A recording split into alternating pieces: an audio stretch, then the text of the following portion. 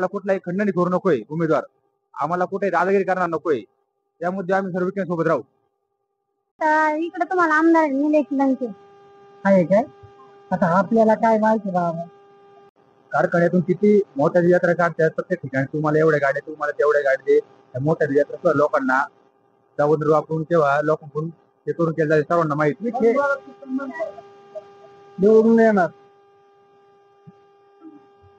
चांगलं कार्य करतोय.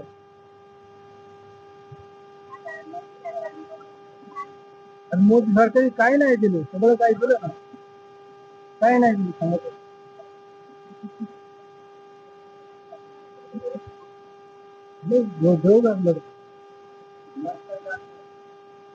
मीडियामध्ये उचलून खाणाराला परवडत नाही, त्याच्यामुळे मोदी ना सगळं तंत्र करायला पाहिजे. तुम्ही आता जे मार्केट असतं ना, मार्केटने आता खरेदी केल्यानंतर मार्केट वाढून द्या तुम्ही. कोणत्या माल आला का डाऊन करायचं आणि माल बाहेर गेला का नाही ठेवायचं. मोदी फक्त देशासाठी चांगला आहे, बाकी पण शेतकऱ्यासाठी पण विरोध.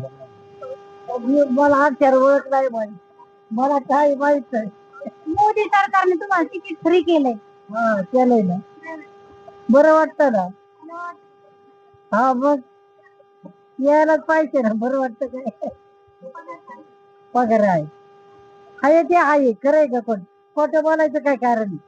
आता इकडे तुम्हाला आमदार निलेश लंके आहे काय? आता आपल्याला काय माहिती बाबा, लंके आणि रिंगणात कशी लढत होईल की काटेची टक्कर होईल. काय वाटतं तुम्हाला, नेमकं कोणाचं पारड? नाही, पार्टी सामान्यच आहे. आता लोक बस येतं त्याच्यावर अवलंबून आहे, काय होईल तरी काय सांगता येते. आमदार म्हणून निलेश लंके यांचं मागील 4 वर्षातील काम कसं? चांगल्या प्रकारे हा त्यांचं बरं आहे. मोदी सरकारने भरपूर योजना आणल्या, टोल, शेतकरी सन्मान योजना आहे, महिलांना सगळं चांगलं आहे. फक्त शेतकऱ्याच्या बाबतीत हानिकारक आहे. शेतीमालाला बाजारभाव नाही. आता फ्लावरचे रेट 3 रुपये किलोची येतात, याच्यावर तुम्ही अंदाज घ्या. बाकी काय नाही. काय वाटतं आता तुझे शेतात काम बरं आहे, पण भाजप सरकार विरोधी, आपले हे शेतकरी विरोधी याची पिढी तुझे माणूस चांगला आहे. आणि निलेश लंके नव्वदी ते आमचा आहे याचा, पण असे तर सगळीकडून साथ भेटली पाहिजे. स्थानिक उमेदवार तो आमचा शेती, आणि शेतकऱ्याचा जो हित पाहिजे त्यालाच मतदान करावं असं मला वाटतं. कारण या लोकसभेला निश्चितपणे विखे अग्रेसर राहतील. तर विखे अग्रेसर का, तर विखे ज्यावेळेस आपण पाहतो विखे का, तर लंके आणि विखे यांच्यामध्ये प्रचंड शिक्षण क्षेत्रात असू द्या किंवा सामान्य क्षेत्रात प्रचंड अभाव आहे.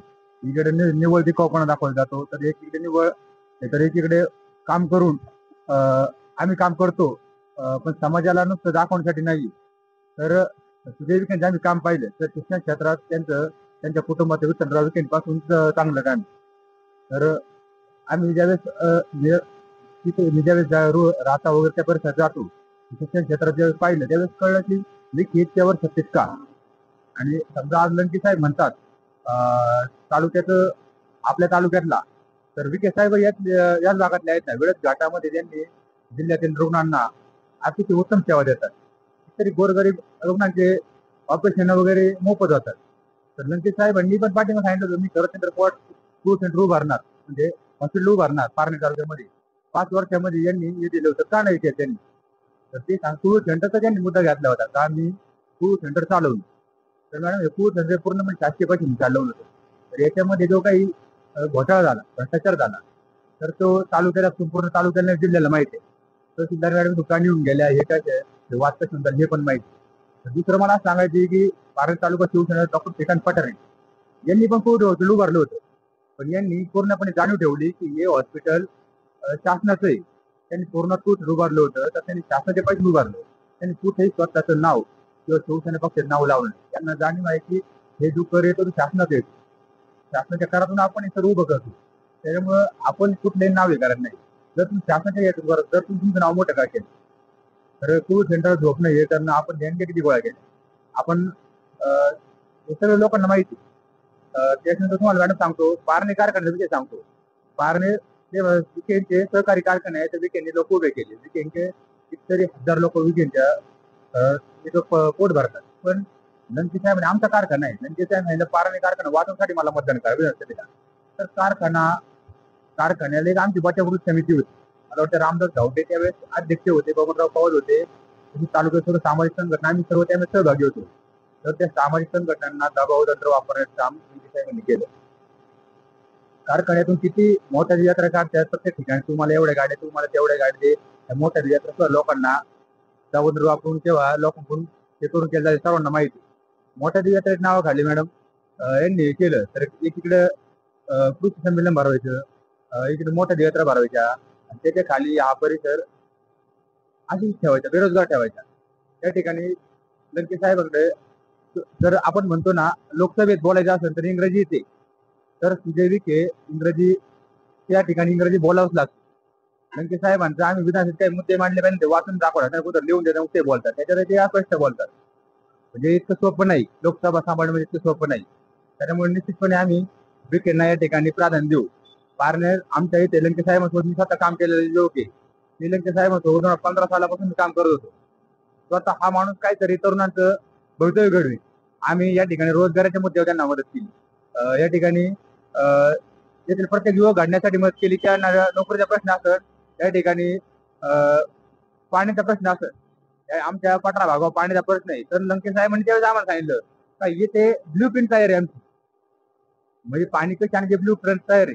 त्या ठिकाणी आमच्या इथे टोल नाका आहे 7 किलोमीटर परिसरावर. तर इथल्या लोकांनी प्रश्न मांडले की साहेब आहे टोल नाका आम्हाला लोक त्रास देतात. तर हे म्हणजे टोल नाका फोडून टाकू.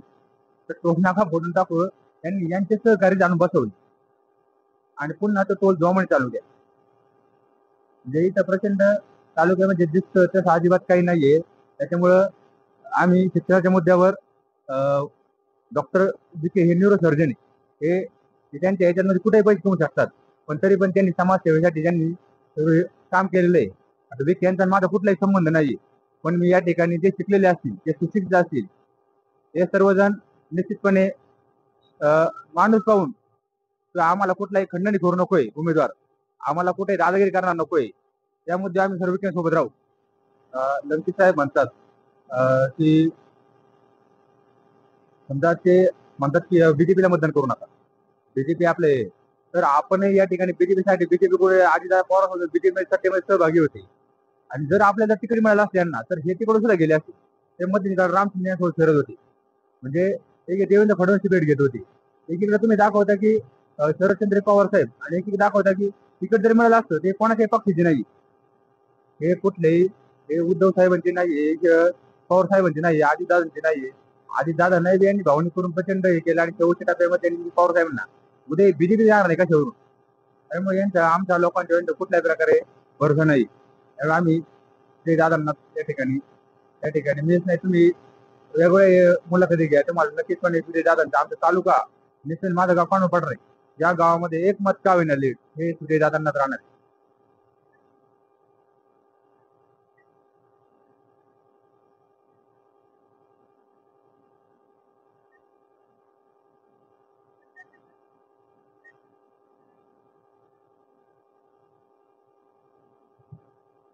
नाही निवडून देण्याचं मॅडम असं आहे, आम्ही त्यांना निवडून द्यायला पण समजा पक्ष जरी असला, हे विरोधात जरी असले तरी यांना जे भाषण खातं विजय रावते आमच्या विधानसभेमध्ये काम करत होते, ते 10 वर्ष विरोधी पक्षात होते, पण यांनी अतिशय उत्कृष्ट काम केलं.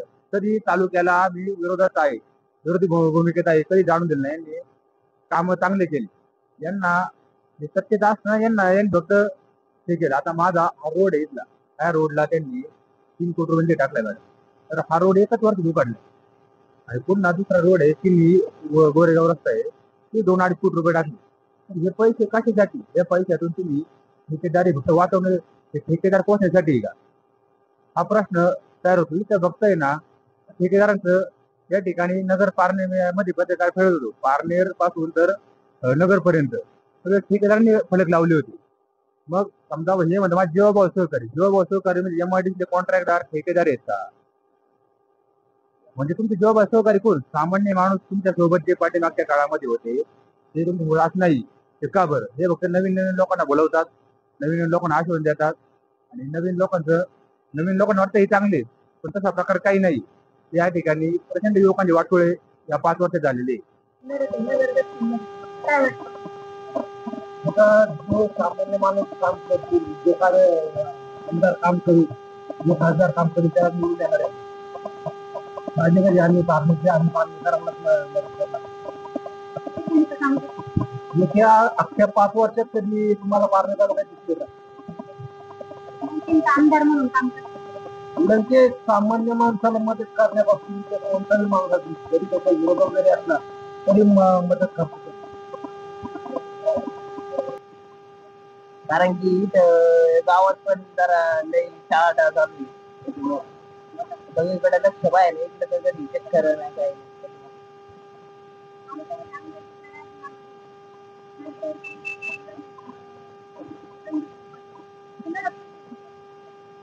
ही लढत एकदम जंगी लढत आहे. बघू आता काय होईल. पण खासदार तर तुझ्या इथे विखे आणि लंके अशी लढत आहे, काय होईल? नाही सांगू शकत. सध्या वातावरणाचं पण चांगलं आहे. त्यांचे चांगले त्यांचे चांगले त्यांच्यात फाईट कोण येते पुढील काळात जनता ठरवेल.